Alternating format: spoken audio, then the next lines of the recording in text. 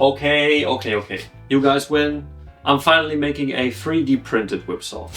So thankfully I don't have to start from scratch, because in one of my last videos I made this 1:4 scaled replica of the latest whipsaw. So we got electroplated sterling silver on the blade and then 24 karat gold furniture basically. But it seemed like this just reinforced the idea that you guys don't want something to look at, but you know, something to print yourself, maybe take out for cosplaying. And usually, you know, that's not really my thing, but since I had so much fun playing around with Elegoo's resin 3D printer, I thought, you know what? Maybe check in with them and see if they want to hook me up with a new FDM printer. And lo and behold, that's what they did. One thing I never liked about 3D printing is the amount of fine-tuning to get good prints, but with the new Centauri Carbon, Elegoo definitely took good to go right out of the box, quite literally. Only thing I had to do, take it out of the box, attach a little display on the front, and then it does its thing, just let it be. I think they accidentally put a race car in here. What is happening? Hey, yo! Calm down.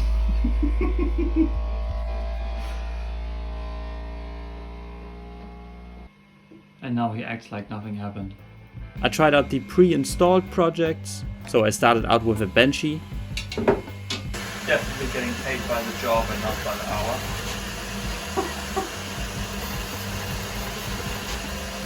I feel like I have to bolt the thing down because you can see my resin printer wobbling when it's moving.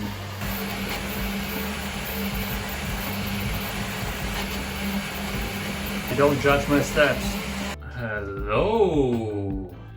Like I said, I never did a Benchy before, so I'm not really sure what to look for, but I mean, great adhesion, very little stringing, everything's visible. Let me know what this is actually for. But turned out great. I mean, 15 minutes, this is just ridiculous. And then I also decided to print the second file, which turned out to be a perfect holder for the top plate, which you usually don't need when printing PLA. Oh, by the way, USB port right at the front. Great idea. Now that I was somewhat familiar with the new printer, I went ahead and changed the design to more closely resemble the actual metal whipsaw. So I added all of the functional parts. You can see from some of the footage that I tried printing the parts in resin, which didn't really work out at all because it's very heavy and it's not as strong as it should be for that weight. So FDM was really the only way to go forward, and let's just say printing these segments was a very bumpy road. I had to play around with the orientation in which I print the segments quite a lot because 3D prints are most prone to cracking along the layer lines, and if I printed upright, the layer lines would be exactly the way that most of the leverage is applied. So I have to print it somewhat diagonally or laying down flat, but laying down flat I would have to print a lot of supports, and then where the supports and the print meet, the quality is very bad because you have to break off the supports. I either have to orient it this direction, and then these little prongs at the end of the segment have to be printed out of thin air, so I need more supports, and then some of these supports overlap with the segment links, and then you know, it awkwardly has to move around that.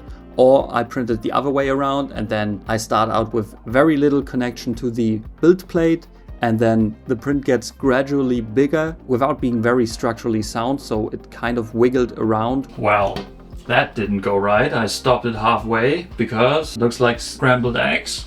Long story short, I got this big pile, and at the end of the day, I somehow managed to get these prints that look somewhat decent, I would say. Now I got all of these segments printed, and even without any post-processing, the action is pretty smooth. Now to connect these, I printed this piece that sits right here in the slot. You can see it right here. It has another hole so that I can put the wire through there. And then these little pieces right here, which snap in place on both sides, holding everything together. Let's just say on my computer, in the 3D software, everything looks pretty big, but in reality, seeing these tiny 2mm connection friction fit in here, you can already tell that that's not strong enough to really hold everything together. It sort of works, but if you apply a little bit of pressure, they they give away. Not a good idea. I have to rethink the way I attach these. But with these segments working and out of the way, I went ahead and looked at the rest of the sword. The crossguard can be quite difficult, but surprisingly, it was very easy to print. This was just my first attempt at printing it, trying out the orientation, and I mean, I feel like it came out almost perfect. It looks pretty good from all sides, so I was very happy with that. But then obviously I need a way to attach this to my handle, which I also tried printing. Almost as big as the Centauri Carbon can handle, but you can tell it worked out great. And you can see I designed this rail system because I wanted this to be retractable, just like that one was. But I have to say I was a little bit too confident, and I made this very small. I made this as small as I would want the handle to be. The rail system, once again, on the computer looked like there was plenty of space. I found these 3D printed bearings online, modified them a little bit to have this recess so the rope sits in there more securely, and then everything goes in here. This was way too tight. You can see there's not much room for me to loop the wire around in there. I ended up having a huge mess in there. You might be wondering why there are two different colors on here. As the name suggests, the Centauri Carbon can print carbon infused filaments. So this is PETG CF, so carbon fiber reinforced. So supposedly it has a very nice wear resistance. So I thought for, you know, the functional parts, that would be very important. Printed the whole thing out of carbon fiber. It supposedly gets better tolerances. Some of you might be clenching your teeth right now because carbon fiber you shouldn't handle barehanded. For a handle, it might be the wrong choice. And it turned out that printing it out of PLA was precise enough that I could skip the carbon fiber entirely. Okay, so now for a way to connect our way too tiny handle onto the crossguard. Here it is. We got these prongs right here, and I put a little recess in here because I played around with compliant mechanism. Obviously I wanted most of the sword to be 3D printed, so I thought, how can I do this in plastic? I really wanted to do something with compliant mechanism. You print it in this orientation, and then because plastic has a little bit of give, you can push it into the other position and it stays there as well. So we've got a two-way stable switch. This was way too big and way too clunky. I ditched this design and went with this. We've got a bistable switch. You can see I printed this out of a carbon fiber just to test out. I read it's not a good idea to do a compliant mechanism out of carbon fiber because it's way too rigid, but in this small configuration it seemed to hold up just fine. This hole perfectly lines up with the hole that goes through here. So right now I can pull this without any resistance, and now if I press the switch, this hole moves to the other position and we've got a friction lock. So we got a little bit of resistance, and since it's plastic, it doesn't have to hold that much weight. So in general, I'm a big fan of this bistable solution because I think it's fun to play with. It sounds nice.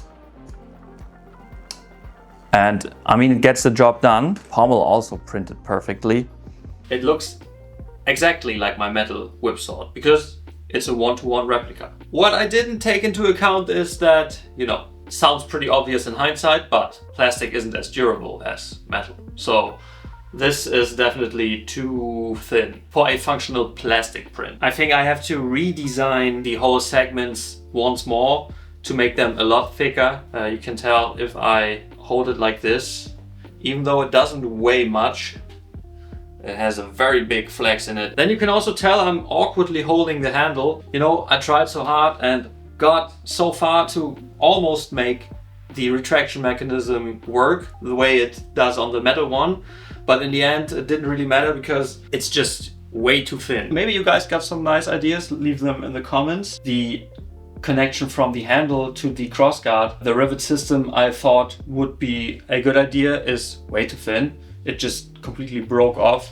once I put a little bit of leverage on there. So I kind of hate to leave it on this note, but whoops, but wanted to get the video done for now because Elegoo was kind enough that they organized a giveaway. They got, you know, amazing Black Friday deals on their website, but then they also said, we would like to make a dedicated giveaway for your channel. So you guys, my audience, one of you can get a Centauri Carbon for free. And as you can tell, I definitely love this machine. And if you are like me and you don't want to fiddle around with parameters and settings, get a decent quality print, I can wholeheartedly recommend it, especially for that price point. I can't really stand by my comment about FDM prints being not clean enough.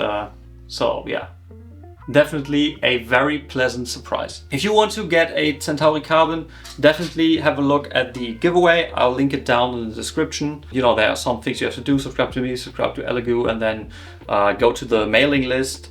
And then I will probably do a live stream, never done that before, to draw the winner. Thanks again to Elegoo for providing a Centauri Carbon for you guys. Thanks to my patrons, you have been awesome. And then I'll catch you very, very soon because I have to work on another machine. Okay, stay safe.